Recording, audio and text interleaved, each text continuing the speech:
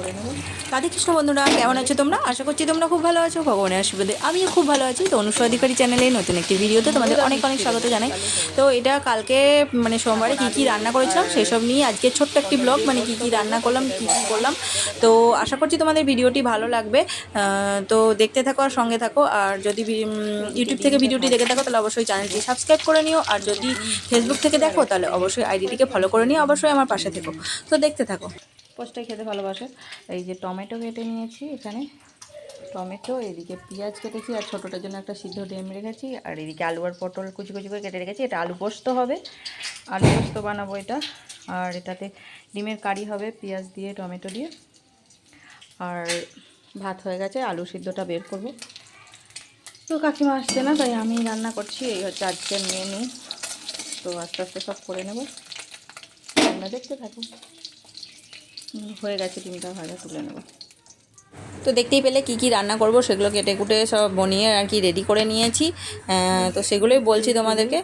আর ভিডিওটা যদি কোথাও একটু ভালো লেগে থাকে অবশ্যই যেন লাইক কমেন্ট শেয়ার করে দিয়ে আমার পাশে থাকবে।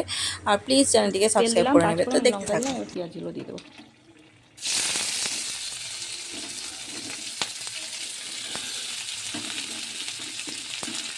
আর একটু পেঁয়াজ রাখবো, এটা একটু রাখলাম, এটা ডালে দেবো। একটু নাড়া হয়ে গেলে তারপরে টমেটোটা দেবো। তো একটু রসুনও দিয়েছি কুচি থেতো করে, এই যে একটু একটু টমেটোগুলো দিয়ে দেবো।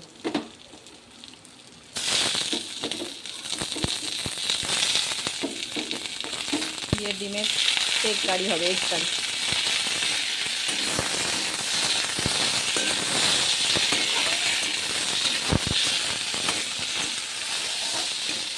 আলু পোস্তটা এখনও বাটা হয়নি, বাটবো। এবার মশলা নুন হলুদ এসব একটু দিয়ে দিই। আর এমনি আদা জিরে বাটা বা কোনো মশলা আমি দেবো না, একটু হয়তো জিরে বাটা দেবো, আর কিছু দেবো না। নুন হলুদ আর মিষ্টি দেবো, তাহলেই হয়ে যাবে। তো এই যে ডিমের কারি প্রায় আমার কমপ্লিটের দিকে। চিনি টিনি লবণ যা যা দরকার সব দিয়ে দিয়েছি, ডিমগুলোও দিয়ে দিয়েছি। টমেটোটা একটু বেশি করে দিয়েছি যাতে টক টক খেতে লাগে ভালো।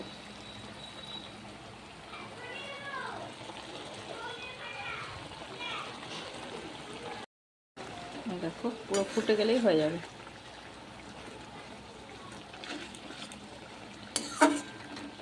আর এদিকে এই যে পোস্তটা নিয়ে নিয়েছি, পোস্তটা এখন বেটে নেবো।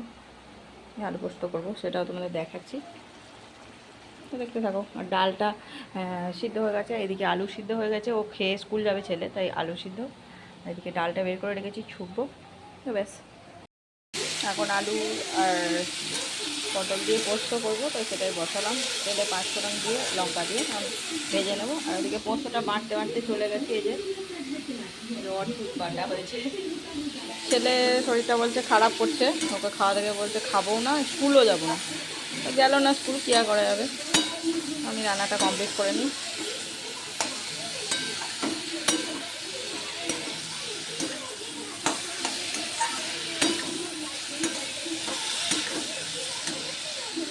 লবণ দিয়ে দেবো এবার।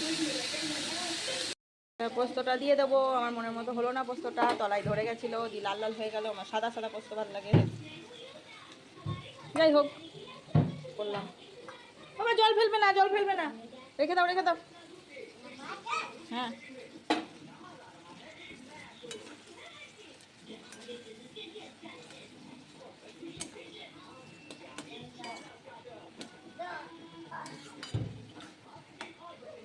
ও একটু মানে খুন্তিটা এখানে রাখলে এমন গরম হয়ে যাচ্ছে, ধরতে পারছি না। আর